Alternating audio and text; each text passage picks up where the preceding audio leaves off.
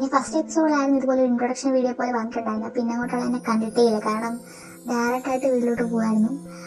അപ്പോൾ ഇന്ന് വന്നതിന് മെയിൻ റീസൺ ഉണ്ട്. കാരണം നമ്മുടെ യൂട്യൂബ് ചാനൽ തുടങ്ങിയിട്ട് 2 ആഴ്ച ആയിട്ടുള്ളൂ. അപ്പം വീഡിയോസ് ഇടാൻ തുടങ്ങിയിട്ട് 2 ആഴ്ച ആയിട്ടുള്ളൂ. അപ്പോൾ ആദ്യമൊക്കെ സബ്സ്ക്രൈബേഴ്സോ അല്ലെങ്കിൽ വ്യൂവേഴ്സോ ഒന്നും ഇല്ലായിരുന്നു. അപ്പം എനിക്ക് തോന്നി ആർക്കും എൻ്റെ ചാനലോ അല്ലെങ്കിൽ എൻ്റെ യൂട്യൂബ് ചാനലോ എന്നെ ഇഷ്ടപ്പെട്ട് കാണത്തില്ല, അല്ലെങ്കിൽ സ്റ്റോറി ഇഷ്ടപ്പെട്ട് കാണത്തില്ല, മേ ബി അതുകൊണ്ടായിരിക്കാം എന്ന് തോന്നി. അതുകൊണ്ട് ഞാൻ യൂട്യൂബ് ചാനലേ എടുക്കുന്നില്ലായിരുന്നു ഒരിടയ്ക്ക്, ആ ഒരു ടൈം യൂട്യൂബ് ഫസ്റ്റ് എപ്പിസോഡ് ഇട്ട സമയത്ത്. അതിനുശേഷമാണ് എനിക്ക് മനസ്സിലായത്, എൻ്റെ കമൻസും കാര്യങ്ങളൊക്കെ കണ്ടപ്പോഴാണ് എനിക്ക് കുറച്ചെങ്കിലും സമാധാനമായത്. കാരണം എൻ്റെ വീഡിയോസ് ഇഷ്ടപ്പെടുന്ന കുറച്ച് പേരെങ്കിലും ഉണ്ടല്ലോ എന്നൊരു ആശ്വാസം.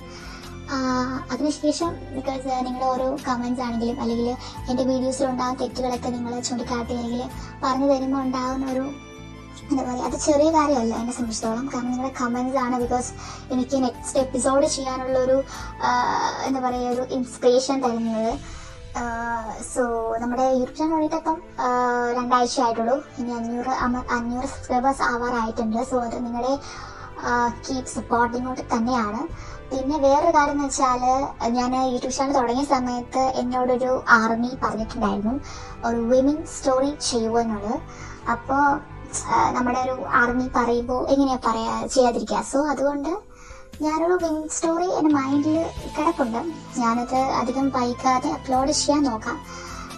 ഇപ്പോൾ ഈ സ്റ്റോറി കുറച്ചും കൂടെ ലെങ്ത് ആയിക്കഴിഞ്ഞ ശേഷം ഞാൻ അഫ്കോഴ്സ് ആ ഒരു വിമൻ സ്റ്റോറി സ്റ്റാർട്ട് ചെയ്യുന്നതായിരിക്കും. എന്നിട്ട് ഇത് രണ്ടും കൂടെ ജോയിൻ ആയിട്ട് കൊണ്ടുപോകാൻ പറ്റുമായിരിക്കും. ലൈക്ക് ടച്ച് വിട്ട് പോകാതെ ഞാനങ്ങ് ചെയ്തേക്കാം. സോ അത് ഡെഡിക്കേറ്റഡ് ഫോർ ദാറ്റ് ആർമി. പേര് ഞാൻ ഓർക്കുന്നില്ല, ബട്ട് ആ ആർമിക്ക് വേണ്ടിയാണ് ഞാൻ ഡെഡിക്കേറ്റ് ചെയ്യുന്നത്. സോ എല്ലാ വിമൻ ലവേഴ്സിനും ഈ ഒരു അടുത്ത വരാൻ പോകുന്ന സ്റ്റോറി ഞാൻ ഡെഡിക്കേറ്റ് ചെയ്യാണ്. സോ ഞങ്ങൾക്ക് വീട്ടിലോട്ട് പോകാം. മാരേജ് പ്രപ്പോസലോ? അതും ക്യൂൻ ഗ്രൂപ്പ് ഓഫ് കമ്പനീസുമായിട്ട്? ഇതൊരു റിവെഞ്ചിനുള്ള ടൈം അല്ല. അല്ല, എന്താണ് ഇവിടെ നടക്കുന്നത്? മാരേജ് പ്രപ്പോസലോ? അതും ക്യൂൻ ഗ്രൂപ്പ് ഓഫ് കമ്പനീസുമായിട്ടോ? എന്താ നോക്കൂ ജസ്വിൻ, കല്യാണം എന്ന് പറയുന്നത് ഒരു കുട്ടിക്കളിയല്ല. പിന്നെ നിനക്ക് കല്യാണ പ്രായമാകുമ്പോ മീൻസ് ഇപ്പൊ നീ ഒരു ബിസിനസ് സിഇഒ ഒക്കെ ആയിരിക്കാം, പക്ഷെ അതിനൊരു സമയമുണ്ട്. ഇപ്പൊ ഒരു ചെറിയ വഴക്കിന്റെ പേരിൽ ആ കുട്ടിയുടെ ലൈഫ് നീ സ്പോയിൽ ചെയ്യരുത്.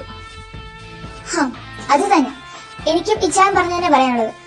ഓഫീസിൽ ഇരുന്ന കാര്യങ്ങൾ മുഴുവൻ ഞാൻ അറിഞ്ഞു. എന്നിട്ടും ഈ നിമിഷം വരെ ഞങ്ങൾ നിന്നോട് ഒരു കാര്യത്തെ കുറിച്ച് ചോദിച്ചിട്ടില്ല. കാരണം നീ എന്ത് ചെയ്താലും അതിന്റെ പിന്നിൽ എന്തെങ്കിലും റീസൺ ഉണ്ടാവും എനിക്കറിയാം. നീ അപ്പോഴത്തെ ദേഷ്യത്തിൽ അങ്ങനെ പറഞ്ഞതായിരിക്കാം, ബട്ട് ഒരു പെൺകുട്ടിയോട് സംസാരിക്കുമ്പോൾ ഇങ്ങനെയല്ല സംസാരിക്കേണ്ടത്.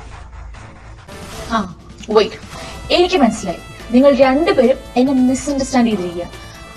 എനിക്കറിയാം എന്റെ ഭാഗത്ത് മിസ്റ്റേക്ക് ഉണ്ടായി, ബട്ട് ഞാനത് കറക്റ്റ് ചെയ്യാൻ ശ്രമിക്കുക. ഞാൻ അങ്ങനെ സംസാരിച്ചതിനൊക്കെ I am really sorry to say, but എന്റെ ഭാഗത്തുള്ള മിസ്റ്റേക്കിന് ഞാനിവിടെ സോറി പറയാനും റെഡിയാണ്. ആൻഡ് എനിക്ക് ആ ഒരു തെറ്റ് തിരുത്തണമെങ്കിൽ ഈ ഒരു മാരേജ് പ്രപ്പോസൽ വേണമെന്ന് തോന്നുന്നു. അത്രേ ഉള്ളൂ. ഇപ്പൊ ഞാൻ പറഞ്ഞ എന്തായി? ജസ്മിൻ, നീ ചെയ്ത തെറ്റ് തന്നെയാ, അതൊരിക്കലും തെറ്റുള്ളൂ ഞാൻ പറയില്ല. പക്ഷെ അതിൽ നിനക്ക് റിഗ്രറ്റ് ഉണ്ടായി, ആയിക്കോട്ടെ. പക്ഷെ ഒരു തെറ്റ് ചെയ്തത് അത് മറയ്ക്കാൻ വേണ്ടിട്ടോ അല്ലെങ്കിൽ അത് തിരുത്താൻ വേണ്ടിട്ടോ ഒരു മാരേജിലേക്ക് വീണ്ടും ഒരു തെറ്റ് ചെയ്യാനല്ല വേണ്ടത്. നീ ഇപ്പോ അവളെ സഹായിക്കാൻ എന്ന് പറഞ്ഞൊരു മാരേജ് പ്രപ്പോസലും അല്ലെങ്കിൽ ഒരു റിഗ്രറ്റ് ഉണ്ട് തോന്നിയെന്ന് പറഞ്ഞ ഇങ്ങനെയൊക്കെ ചെയ്തു വെച്ച് ഒരിക്കലും അത് ശരിയാവാൻ പോകുന്നില്ല. പിന്നെ ഒരു റിഗ്രറ്റ് ഉണ്ടെന്ന് കരുതി നീ അവളെ കല്യാണം കഴിച്ചാൽ മാറുവോ? പറ. അച്ഛാ, എനിക്കറിയാം ഞാൻ ചെയ്ത തെറ്റ് തന്നെയാ, ഒരിക്കലും ഞാൻ തെറ്റെന്ന് പറയില്ല. ബട്ട് അവളെ കണ്ടപ്പോ എനിക്ക് മനസ്സിലായി അവളൊരു പാവം പെൺകുട്ടിയാ. ആൻഡ് അന്ന് അത്രയും വയസ്സിനുള്ളിൽ പോലും അവളെ കൂളായിട്ട് അതിനെ റിയാക്ട് ചെയ്തത്. ഇവിടെ ഇബ്രാഹിം സാറിന്റെ ഒരു കമ്പനി എന്ന് പറയുമ്പോൾ ആക്ച്വലി നമ്മുടെ ഫാമിലിയായിട്ട് നന്നായിട്ട് ഒത്തുപോകുന്ന ഫാമിലിയാ. സോ എനിക്കൊരു മാരേജിനോട് താല്പര്യമുണ്ട്. സോ അത് ആ പെൺകുട്ടിയാകുമ്പോൾ ഐ എം സാറ്റിസ്ഫൈഡ്. സോ അതിന് നിങ്ങളും എന്റെ കൂടെ നിൽക്കുമെന്നാണ് ഞാൻ വിശ്വസിക്കുന്നത്. ഇവിടെ എന്തൊക്കെയാ നടക്കുന്നത്? മാരേജ് പ്രപ്പോസൽ വാട്ട് എവർ എന്തും ആയിക്കൊള്ളട്ടെ, പക്ഷെ ഇവരെന്തിനാ ധീര കല്യാണം കഴിക്കാൻ ആഗ്രഹിക്കുന്നേ? വെയിറ്റ്, 2 പെൺകുട്ടി എന്നല്ലേ പറഞ്ഞേ? അപ്പോ ആ പെൺകുട്ടിയാണോ അതോ ധീരനാണോ കല്യാണം കഴിക്കുന്നേ? ഒന്ന് ചോദിച്ചാലോ? ജസ്റ്റ് ഞാൻ ചോദിക്കുന്നുണ്ടെന്ന് വിചാരിക്കരുത്. അല്ല, നീ ഒരു പെൺകുട്ടിയെ കല്യാണം കഴിക്കാൻ പോന്ന് പറഞ്ഞു, ഒരു മാരേജ് പ്രപ്പോസലും റെഡിയാണെന്ന് പറഞ്ഞു. സോ അത് ക്യൂൻ ഗ്രൂപ്പ് ഓഫ് കമ്പനീസിലെ ചെയർമാനായ ഡേവിഡ് സാറിന്റെ മകളെ എന്നും പറഞ്ഞു. അല്ല, ഏത് മകളാ? Diya David? Just stop it Alan. ഇതാ നോക്ക്, എനിക്ക് ദിയ ഡേവിഡ് എന്ന് പറയുന്ന പെൺകുട്ടിയെ തീരെ ഇഷ്ടമല്ല.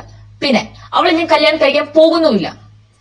ഇനി ഞാൻ അവളെ കല്യാണം കഴിക്കുന്നുണ്ടെങ്കിൽ അത് ഒരിക്കലും ദിയ ഡേവിഡിനെ അല്ല, ആൻ ഡേവിഡ്. എനിക്ക് എന്തിന്റെ കേടാണോ ആവും മുസാറ് പറഞ്ഞു വിടുന്ന ഓക്കെ പറയാനായിട്ട്. ഹോ, സ്വന്തമായിട്ട് കമ്പനിയുടെ എന്നാ പിന്നെ അവിടെ ജോലി ചെയ്താൽ പോരായിരുന്നു. എന്തിനാ ദിയ നീ കമ്പനിയോട് വന്നത്? അതും ആ കാട്ടുപൂച്ചയുടെ തീയായിട്ട്. അയാൾക്ക് ഞാൻ വിളിച്ചിട്ടുണ്ട്. എന്തായാലും അയാളെ വെറുതെ വിടാൻ ഞാൻ ഉദ്ദേശിച്ചിട്ടില്ല. ഇനി ആർക്കറിയാം അടുത്ത വയ്യാവേലിയിട്ട് വരുന്ന എപ്പോഴാണ്. ജെകെ, ഞാൻ ഇമ്പോർട്ടന്റ് കാര്യം പറയാൻ വന്നേ. അത് ആക്ച്വലി നമ്മൾ അന്ന് ക്യാൻസൽ ചെയ്തിരുന്ന ആ ഒരു മീറ്റിംഗ് ഇന്നത്തേക്ക് പോസ്റ്റ്പോൺ ചെയ്തിരിക്കുക.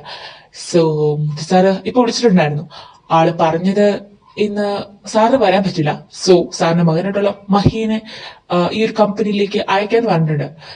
9:30 ആ ഒരു മീറ്റിംഗ് സ്റ്റാർട്ട് ചെയ്യാൻ പറ്റുമോ എന്ന് ചോദിച്ചിട്ടുണ്ടായിരുന്നു. സോ അതിനുവേണ്ടിയുള്ള അറേഞ്ച്മെന്റും കാര്യങ്ങളൊക്കെ ചെയ്തോട്ടെ. എന്നായിക്കോട്ടെ, അയാള് പറഞ്ഞല്ലേ.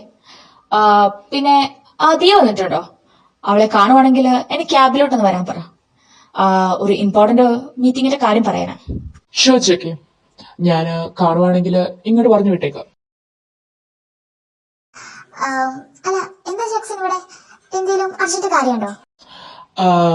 പിന്നെ ഞാൻ ഇമ്പോർട്ടന്റ് കാര്യം പറയാനാ വന്നേ. ആക്ച്വലി ജസ്റ്റ് എന്നെ വിളിച്ചിട്ടുണ്ടായിരുന്നു ആളുടെ ക്യാബിലേക്ക്.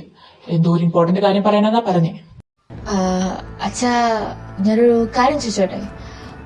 വേറൊന്നുമല്ല, എന്തായാലും ഇപ്പോ ജസ്വിൻ കമ്പനി CEO ആയിട്ട് ബിസിനസ് ഒക്കെ നന്നായിട്ട് കൊണ്ടുപോകുന്നുണ്ട്.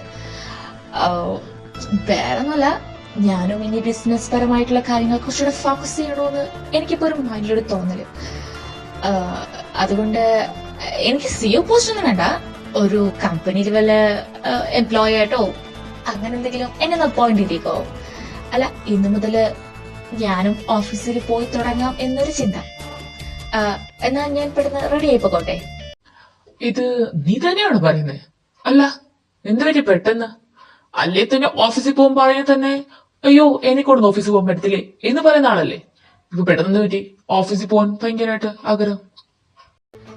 അത് പിന്നെ അച്ഛൻ അറിയാലോ, എന്നാ ചെയ്യണ. ഈ മനുഷ്യരുടെ കാര്യമില്ലേ, ഒന്നും പറയാൻ പറ്റത്തില്ല. പിന്നെ അതുപോലെ തന്നെ നമ്മുടെ ഉള്ളിൽ തോന്നുമ്പോഴല്ലേ നമുക്ക് എന്ത് ചെയ്യാൻ തോന്നുള്ളൂ. സോ എനിക്കിപ്പോ ഓഫീസിൽ പോകുന്ന മതി. അതുകൊണ്ട് ഞാൻ പറഞ്ഞു, പറ്റത്തില്ലേ വേണ്ട, വിട്ടേക്ക്, ഞാനത് മറന്നേക്കാം. ഇച്ചായ, നിങ്ങൾ എന്തെടുത്തോണ്ടിരിക്കുക? മോനെ അലൻ, നീ പോയി റെഡി ആയിരിക്കും. ഇനി മുതൽ നീ ഓഫീസിൽ പോകും. അവൻ ആദ്യമായിട്ട് ഇങ്ങനെ കാര്യങ്ങളൊക്കെ പറയുന്നത്. ആ ശരി ശരി, ഞാൻ നീ പോക്കും. ഇനി മുതല് നീ കുറച്ച് ഓഫീസ് പരമായ കാര്യങ്ങളൊക്കെ ഫോക്കസ് ചെയ്യും. ഞാൻ വേണമെങ്കിൽ ജസ്റ്റിനെ വിളിച്ച് പറഞ്ഞേക്കാം. കമ്പനി കൊള്ളാലോ. സ്വന്തം കമ്പനി എന്നിട്ട് കാര്യം എന്താ, എല്ലപ്പോഴും വരണ്ടേ. എന്നാ പിന്നെ ജസ്റ്റിന്റെ ക്യാബിനോട് തന്നെ ആദ്യം പോയേക്കാം. അതിനുശേഷം തീയനെ കാണാം. അല്ല, ജസ്റ്റിമോനെന്താ വെളിന്ന് വരുന്നേ? എന്തെങ്കിലും മേടിക്കാൻ പോയതാണോ അതോ ആരെങ്കിലും കാണാൻ പോയതാണോ? ഇവിടെ ഞങ്ങളെ കൊണ്ടായിരുന്നല്ലോ. ഞങ്ങളോട് പറയത്തില്ലായിരുന്നു? ഞങ്ങളും കൂടെ വരത്തില്ലായിരുന്നു? മോൻ വെറുതെ ഒറ്റയ്ക്ക് പോകണ്ടായിരുന്നല്ലോ. ഈ തെറ്റിദ്ധാരണയൊക്കെ എല്ലാവർക്കും ഉണ്ടാവും. ഓഫ് കോഴ്സ്, ഞങ്ങളുടെ കാര്യത്തിൽ പിന്നെ അങ്ങനെ ആണല്ലോ. തെറ്റിദ്ധരിച്ചതോ? മോൻ എന്താ പറയുന്നേ? കൺഫ്യൂഷൻ ഒന്നും വേണ്ട. ഇനി അഥവാ കൺഫ്യൂഷൻ വല്ല ഉണ്ടെങ്കിലും ഈ ക്ലിയർ ചെയ്യാനല്ലേ ഈ ഞാനിവിടെ ഉള്ളത്. പിന്നെ പേടിക്കണ്ട. അത് ജസ്റ്റിൻ അല്ല, ആക്ച്വലി ജസ്റ്റിൻ അല്ല പുറത്തു പോയത്, ഞാനാണ് പുറത്തു പോയത്. അല്ല, ഞാനാണ് അകത്തേക്ക് വരുന്നത്. Because my name is Alan. ഞാൻ ജസ്റ്റിന്റെ ട്വിൻ ബ്രദറായിട്ടുള്ള അലനാണ്. അങ്ങനെ മനസ്സിലായി കാണുമല്ലോ അല്ലേ?